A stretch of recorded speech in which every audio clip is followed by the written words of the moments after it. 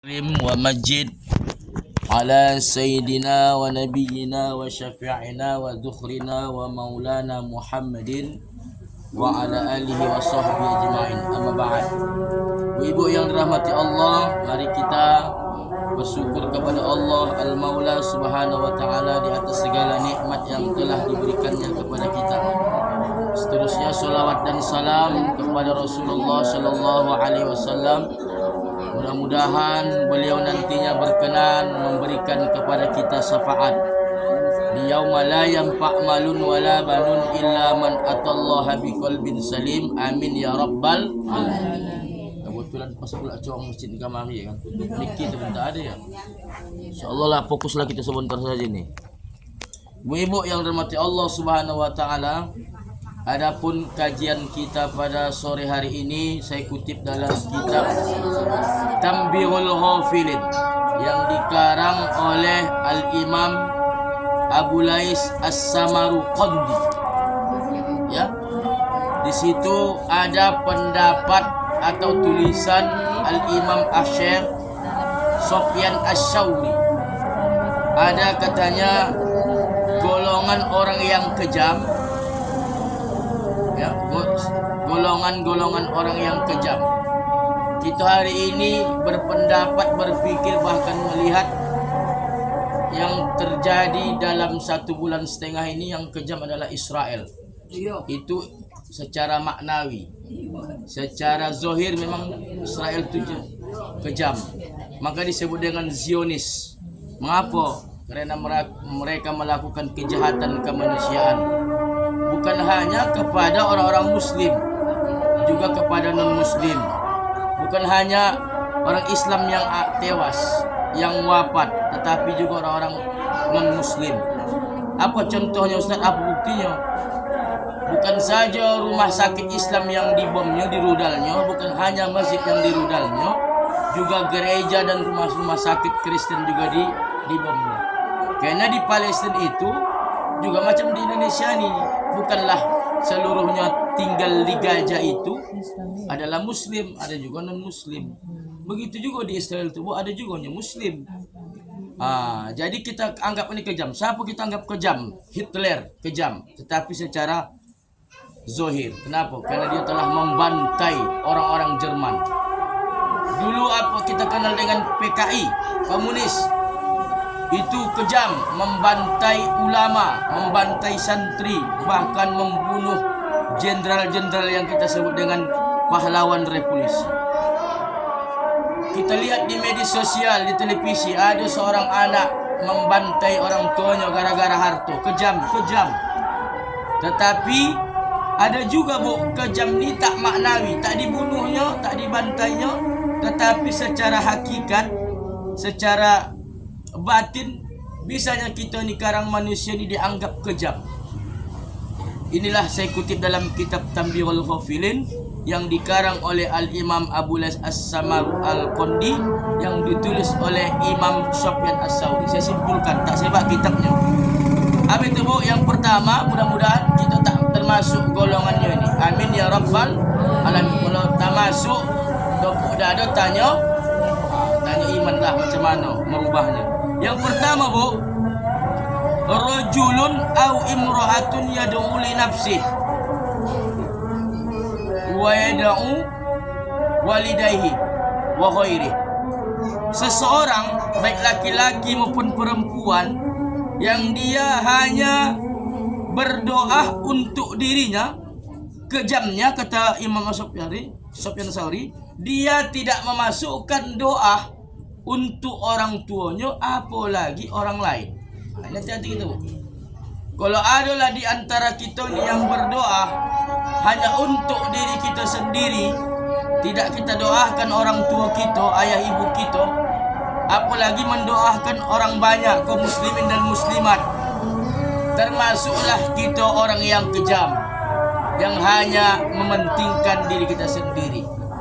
Padahal kalau kita berdoa kepada Allah, kita masukkan orang tua kita masukkan orang banyak. Mengapa? Wajar, karena orang banyak pun kadang sering mendoakan kita. Maka ya nak diganti doa tu. Di dalam Al-Quran memang kalau ada orang tua, Rabbighfirli wali walidayya warhamhuma kama rabbayani shaghira, itu masih dikatakan dia untuk diri sendiri, mutakallim wahdah, diri sendiri yang lepas. Makanya di dalam kaidah bahasa Arab dirubah kalimatnya menjadi kalimat mutakallim ma'al ghair. Dirubahlah, Allahumma ighfir lana dzunubana wali walidaina warhamhuma kama rabbayana shaghira.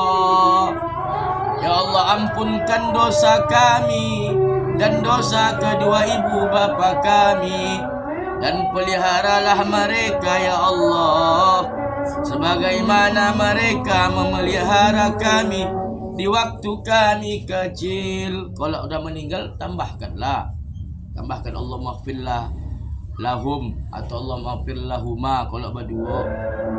Jadi ibu-ibu yang Allah, hari ini kita lihat Bu, kita pun kadang kalau berjamaah di masjid, sekarang sholat maghrib tu 4-5 rakaat. Tetapi begitu imam salam memulai zikir sampai akhir doa, yang tertinggal siapa lah Bu? Bisa kita kira. Sekarang imam sama makmum. Sekarang paling jago satu baris, satu sop yang tinggal. Mengapa lah begitu? Malas kita sekarang mengaminkan doa saudara-saudara kita. Padahal yang didoakan itu yang elok-elok. Betul tidak? Doa orang tua. Macam manalah kita hendak mengaminkan, mendoakan orang. Doa orang pun tak kita aminkan. Binamat mengamin. Saya palak kali coba kalau khotib Jumat begitu. Adalah anak-anak yang tak hendaklah dia fokus menengok khotib Jumat. Padahal itu sekali Jumat sekali. Padahal itu sejumat sekali. Apa saya tengok di mereka di bawah, saya kendang atas main HP. Sombong kalilah kita. Begitu juga kita kadang tak mau kita mengaminkan. Ini ibu-ibu ni, kalau ibu-ibu ni alhamdulillah. Kalau jamaah yang istiqomah ni mak-mak ini. Solat tarawih pun istiqomah. Kadang bapak-bapak ni tak sabar lagi. Kan? Dah lama, dah 2 jam pula yang tak menghisap rokok tu. Cabut. Bak kata apa kita, guru-guru kita dulu, Allahumma antas salam wa minkas salam wa ilaika yaudus salam. Sebagian jamaah Bu, Allahumma lantas jalan pulang. Itulah yang terjadi sama Sa'labah, bukan sang labah-labah ya. Apa yang terjadi Sa'labah Bu? Sa'labah ni dulu dia ni kalau berjamaah sama Rasul Allahumma antas salam, dia Allahumma lantas jalan pulang. Tapi ada alasannya mengapa Sa'labah, sahabat Rasulullah tu begitu siap salam pulang. Ada sahabat yang mengadukan, ya Rasulullah, Sa'labah tu begini. Panggil Sa'labah. Sa'labah, ta'al, huna, come here. Rene. Sa'labah, mari sini. Kalau bahasa Sungai Payangnya, Rene. Ya, come here. Ada apa ya Rasulullah? Ku dengar engkau wahai Sa'labah siap solat berjamaah, kami berzikir, berdoa kepada Allah. Engkau tinggalkan kami begitu saja. Kata Rasul, ini bahasa saya, Bu, saya pandai-pandai ini. Kami Allah mantas salam Sa'labah, engkau Allah melantas jalan pulang. Begini ya Rasulullah, pakaian yang kupakai ni ganti sama orang rumah. Ini tak ada lagi zaman sakahang ni, Bu, zaman now ni. Ibu ganti-gantian sama bapak tu tidak. Bapak tu Ustaz Asune hisimelekete, tak ada lagi tu. Sekarang sudah banyak sahung wadimah, gajah duduk, gajah talontang, gajah talungkup. Ya banyak dah sahung. Kalau Sa'labah dulu wajar ganti sarung ini ya Rasulullah. Lantas Rasulullah, apa artinya? Sa'labah ni mohon maaf miskin Bu. Bayangkan itu, sahungmu saja berganti. Ibu kuasa berganti sahung sama bapak tu tak sahas. Aneh kita, anak yang bang satu sahung. Cukuplah kita bang dah muda-muda ni satu sahung, satu selimut. Ya kan? Salingkan miskinnya Sa'labah ni Bu. Salingkan miskinnya. Lantas Rasulullah pun peka. Itulah Rasulullah tu harisun. Dan kita maksudkan merasakan apa yang dirasakan oleh sahabat, merasakan apa yang dirasakan oleh saudara-saudaranya. bahkan merasakan apa yang dirasakan oleh umatnya yang hidup di akhir zaman, termasuklah kita hari. Lantas Rasulullah mengkasih sepasang kambing. Kenapa tak saya ke Ustaz? Jantan saja tak menjadi, Bu. Batino saya tak menjadi, besok menjalang kambingnya. Dikasihlah sepasang.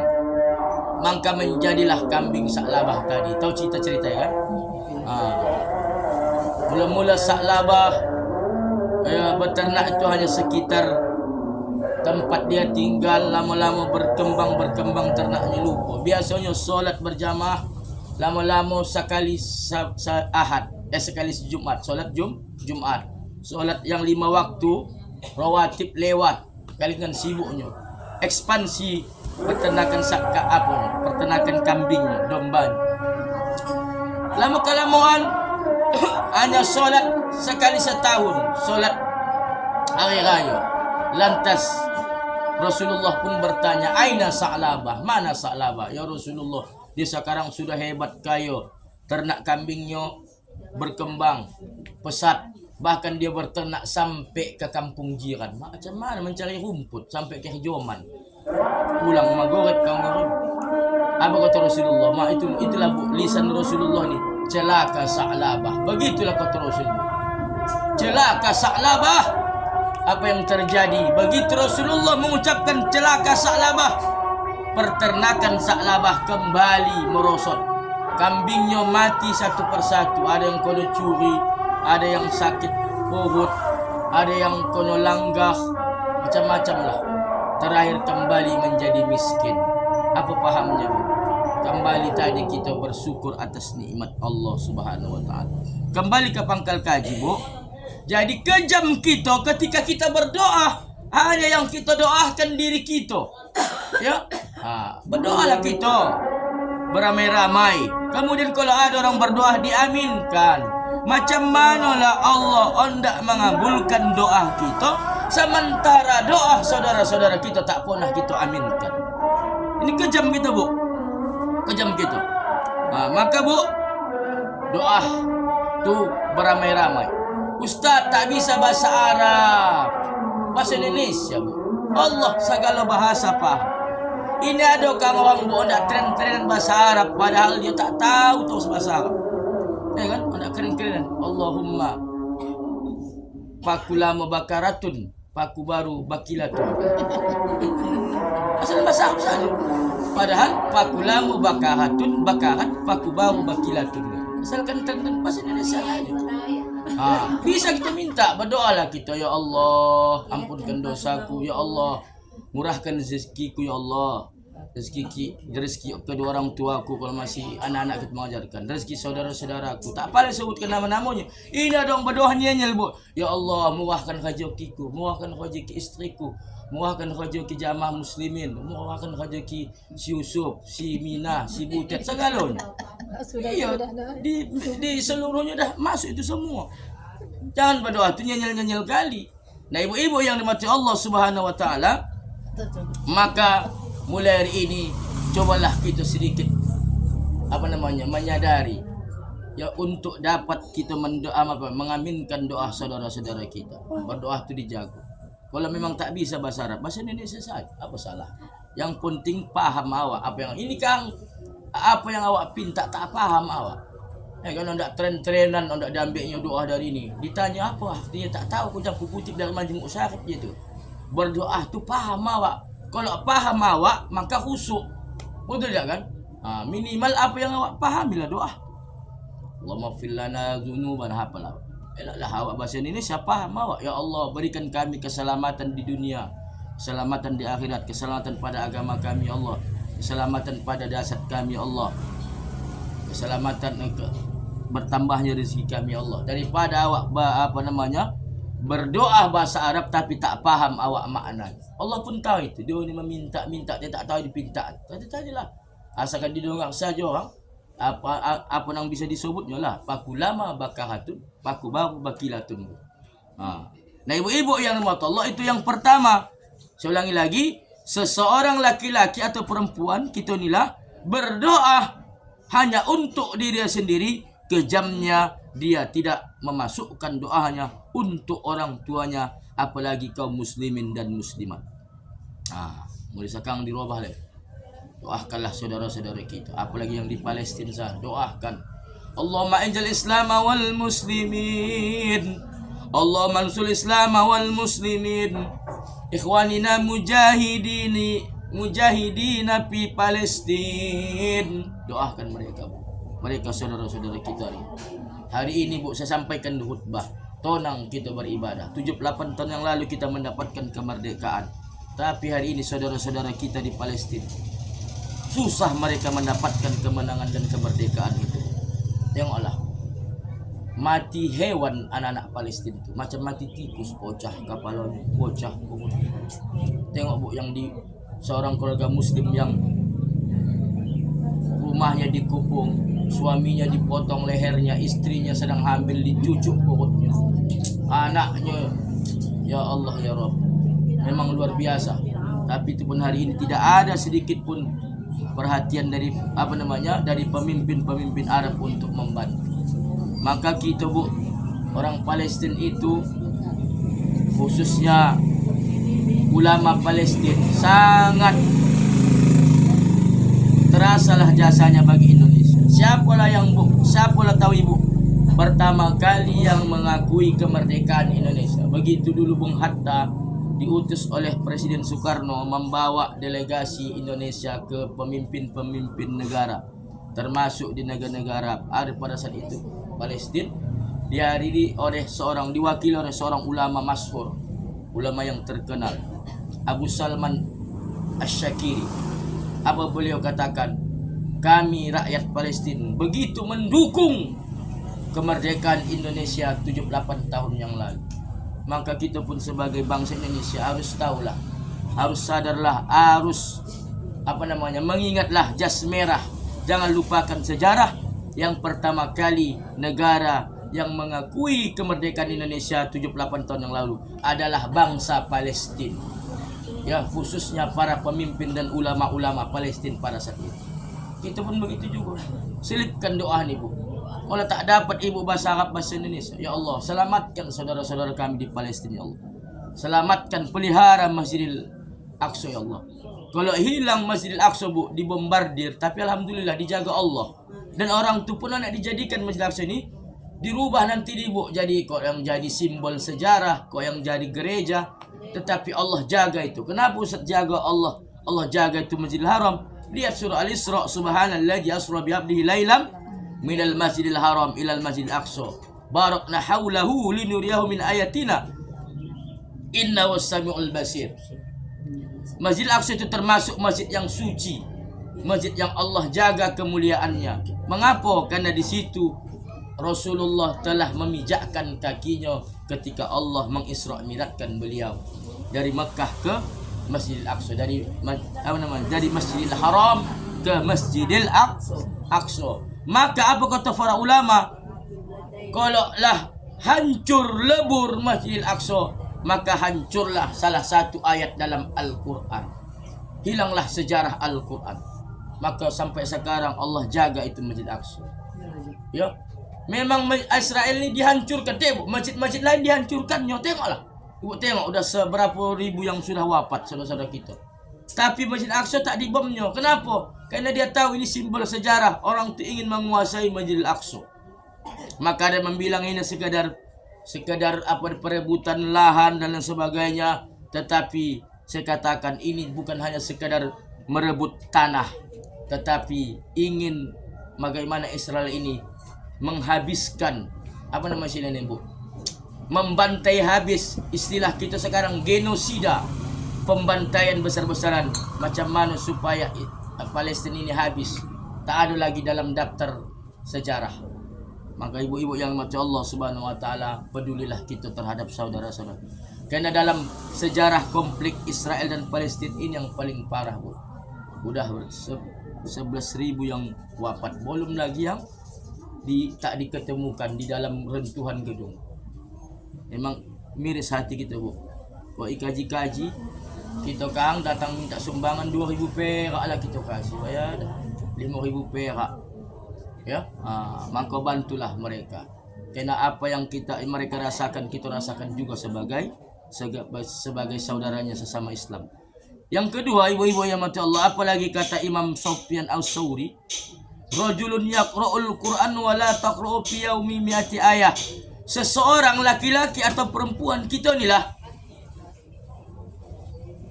yang membaca Quran tak cukup dari 100 ayat dalam sehari semalam. Kejamnya sementara menengok HP, membaca WA, bakomboh, menonton TV, tahan berjam-jam. Berjam-jam. Yang kedua, seseorang laki-laki atau perempuan, siapa yang kejam itu? Yang dia tidak membaca ayat-ayat Allah, kalamullah.